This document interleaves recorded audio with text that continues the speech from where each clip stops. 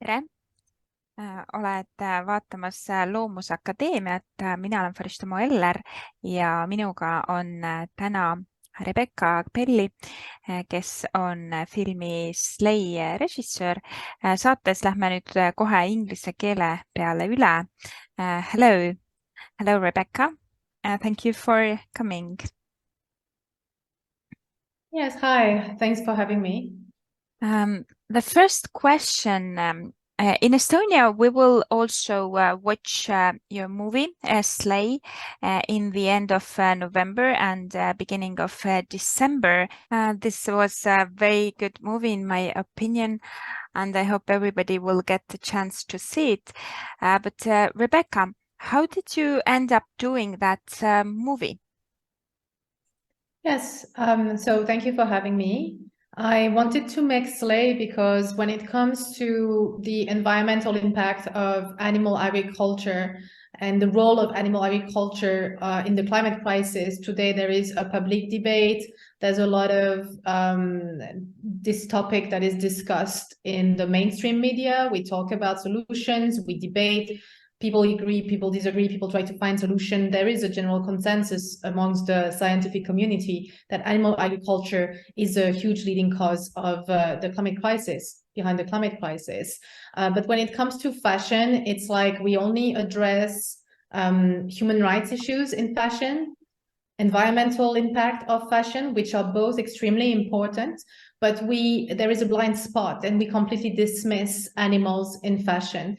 And animals in fashion are also part largely of this animal agriculture industry. So it's almost like fashion is hiding behind the meat industry. They're taking a zero accountability in their role in aggravating the climate crisis with the skin trade.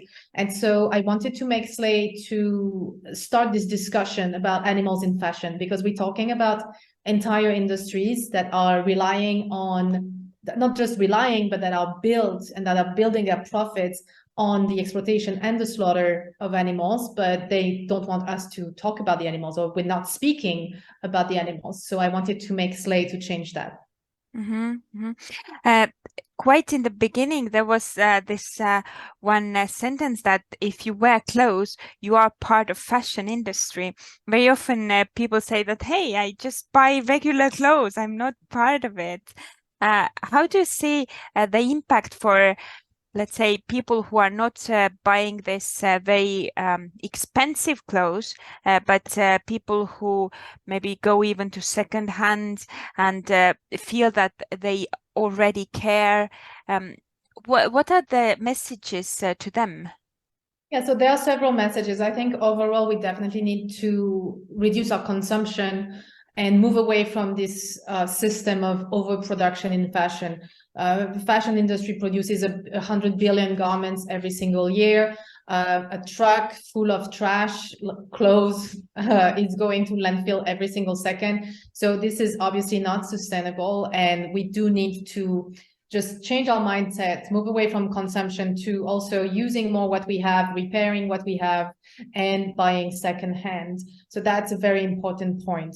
The other important point, I think we need to also move away from the notion that animal skins are a fabric. Animal skins are not a fabric. They are not a material. They are the skin of animals who were mutilated and slaughtered for fashion, or in part for fashion.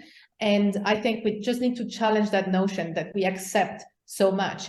And in order for us to really challenge that notion and understand it, we need to ask ourselves, would we be okay with wearing a jacket made of dog leather, or carrying a handbag made of puppy leather or kitten leather? That's really what it comes down to. And I think we need to reconnect, not just take into account information, data, science, but also we need to reconnect with our emotional intelligence and how we feel about this topic.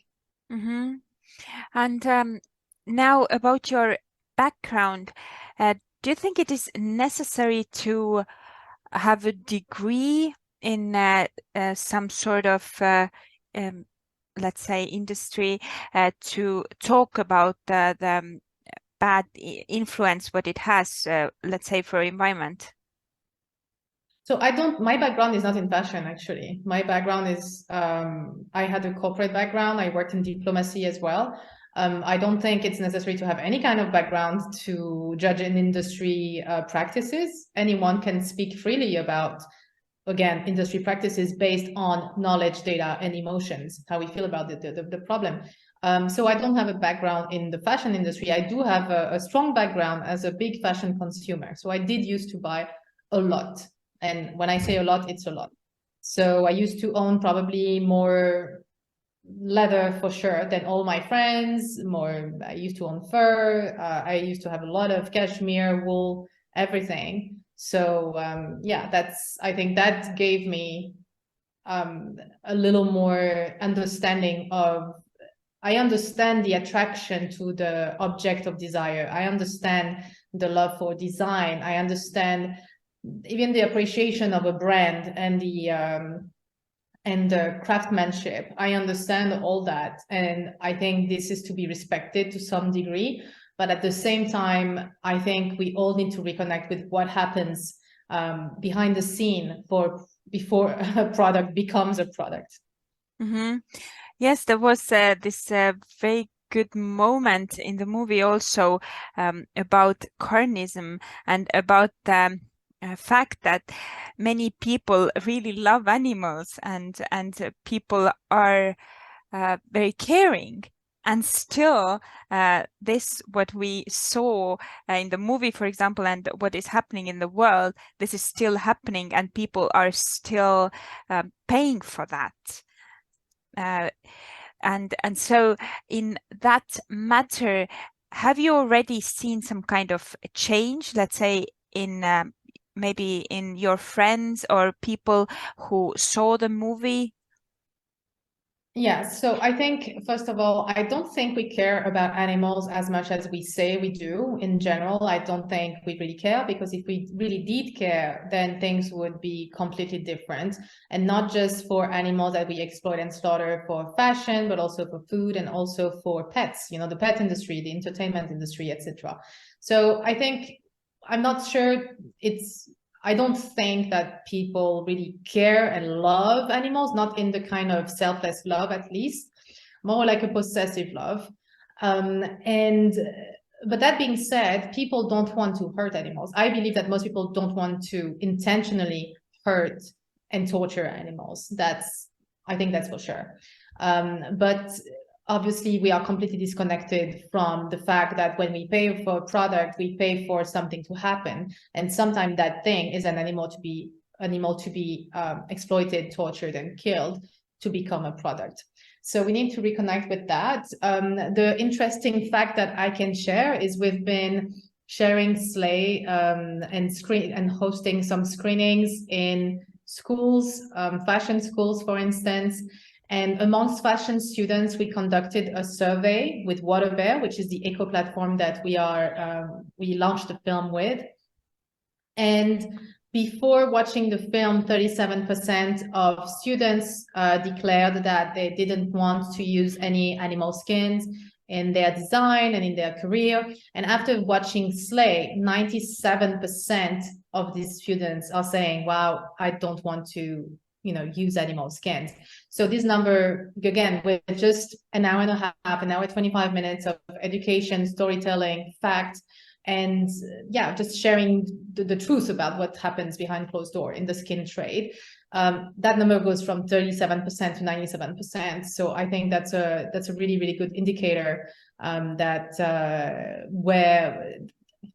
several things. First, I think it is a testimony to all the work that we put in the film, but it is also a good testimony of how, as you say, people care, or at least we don't want to contribute to animal suffering. There is an awakening. People are becoming more conscious. People don't want to intentionally destroy the planet. People do not want to intentionally harm other people or harm animals. And I think that this is about reconnecting how our choices create this problem, or I will try to move away from it.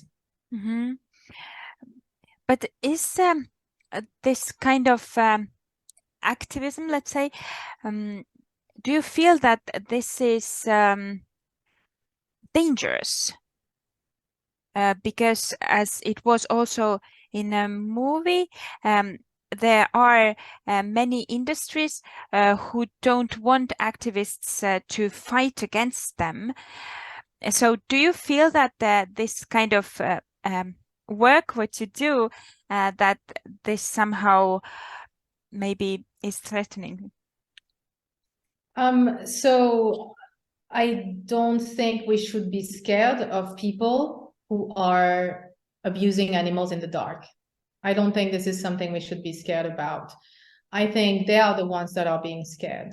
And we somehow exposing the truth is a threat to their profits. And I think that's what we need to focus on. I'm not feeling worried about, again, sharing the truth. The truth is the truth.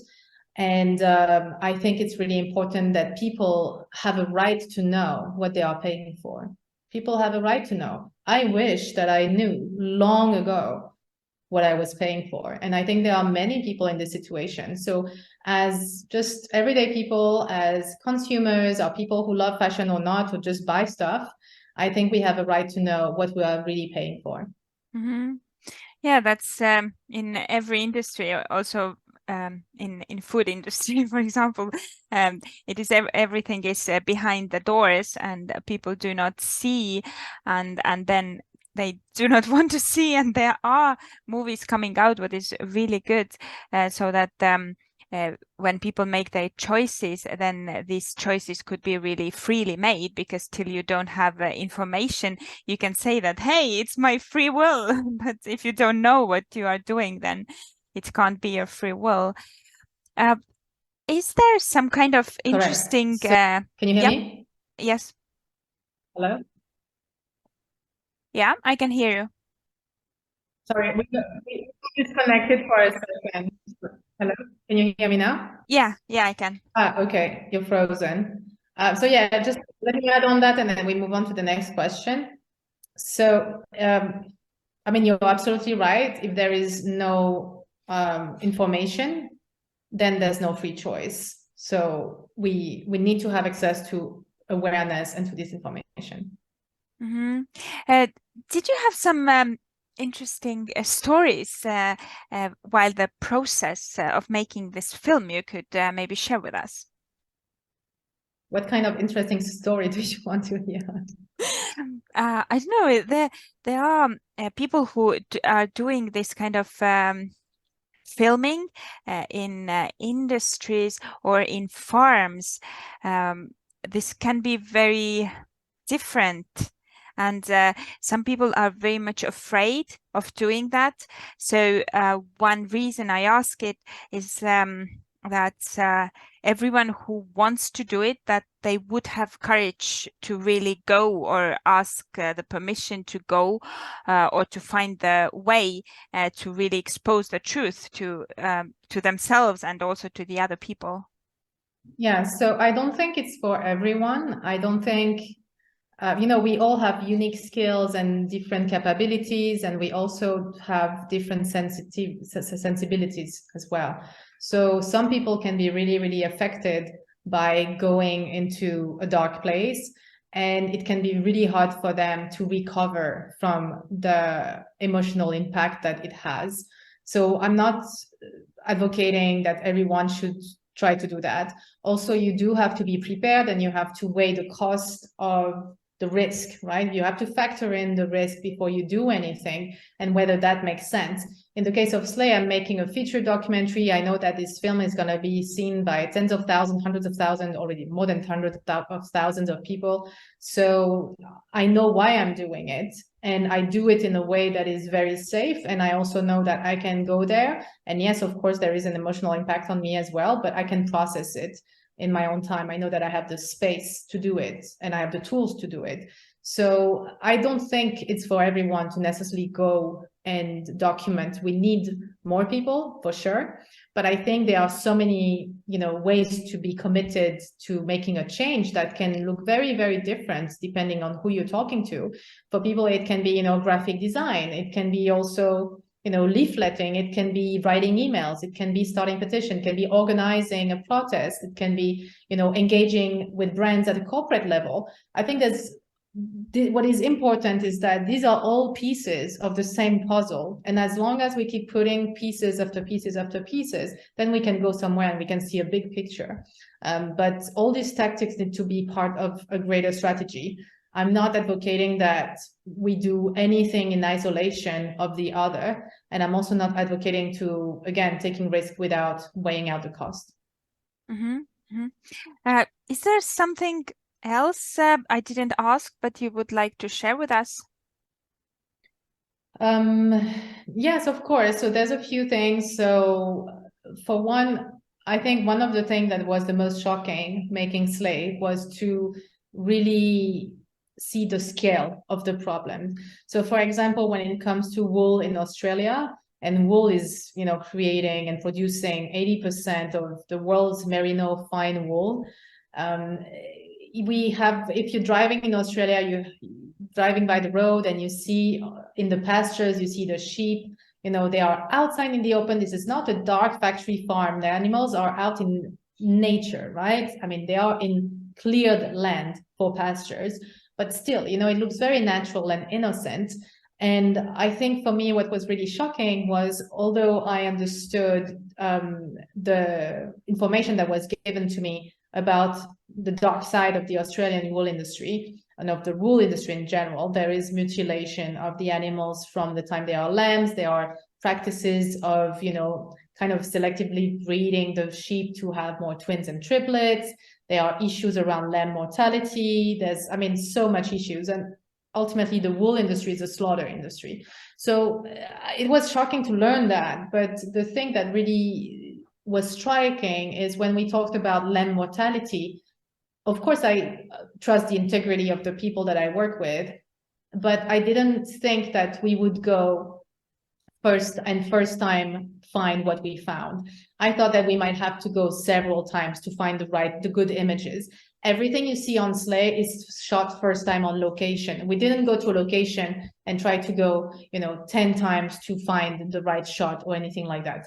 It's really, you know, it really is unscripted. So that's a very, I think, important element.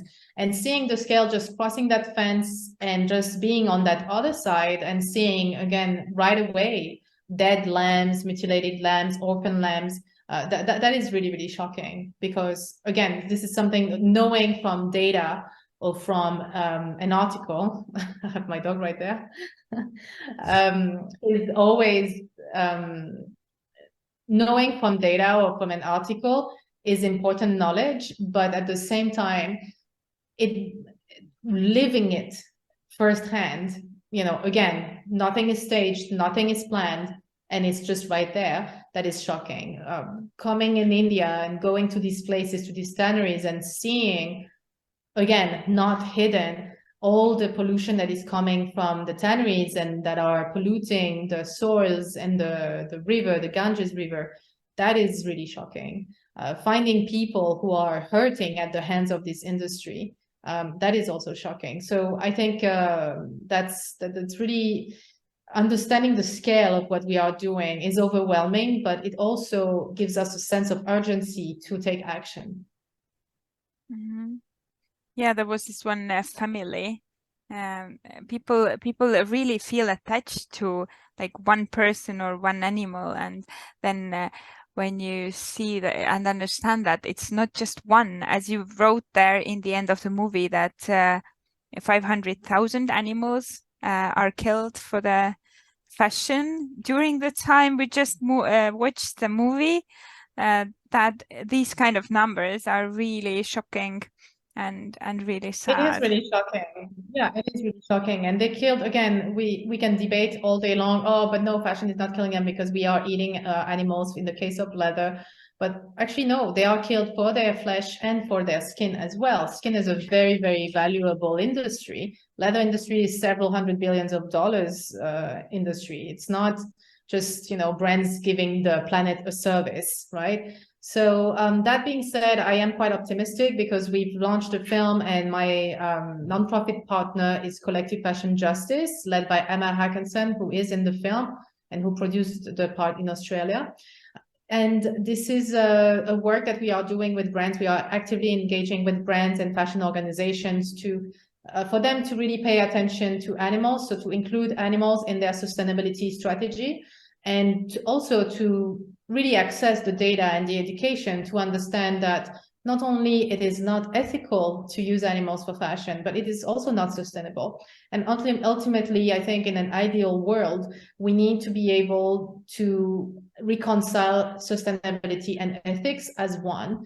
We cannot accept complex equations of sustainability just to sell a product. Sustainability has to be meaningful. And if it excludes animals, and if it excludes the treatment of animals, if sustainability includes the mutilation and slaughter of animals who are defenseless in this system, then it is not a meaningful, a really authentically sustainable system. Mm-hmm. Yes, this is one interesting topic that very often people who really care about the environment do not take this ethical part of it into consideration, and animal part is kind of still outside. So this yes, so I think yes, so you're right, and I think things are very siloed in our world. So we have people who care about human rights and they're doing a great job, people who are caring about the planet and they're doing a great job, and you have animal rights activists who are doing a great job. But I think we need to build more bridges, because ultimately this is the same thing, and we need to be able to work together. Now, a lot of people do not want to see or talk about what happens to animals, because then it means that you have to rethink your entire life, and you have to rethink not just the way you were brought up, but also your whole belief system. You have to change your habits. You have to explain that to your friends, family, community, etc. It is a big change. It looks like a big change. It's actually not, as we know, it's not so complicated nowadays in 2022 when we have access to choice. So for someone who have a choice, is not that complicated, but I think that's the reason why people do not want to talk about animals, is because it makes us feel uncomfortable, because we know that what we are doing is wrong.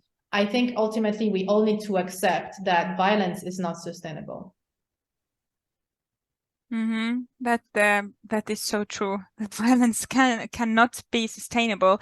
And if, for example, there is an company who is, let's say, producing milk or leather, and they say that they are doing it sustainably, then it just can't be, because they use so much violence behind the scene. It's marketing. It's just marketing, and we need to be smarter. That's all. Yeah. Is there something else, like the last word you want to share before we finish that very interesting talk? Yes. So you can watch Slay. It's free on Waterbear in an eco-streaming platform.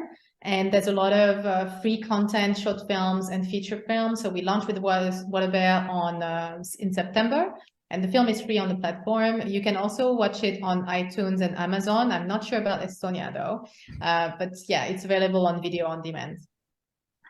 Thank you. Thank you very much for doing that. And thank you everyone who listened and watched us, and see you next time. Aitäh kõigile. Thank you. Thank you so much.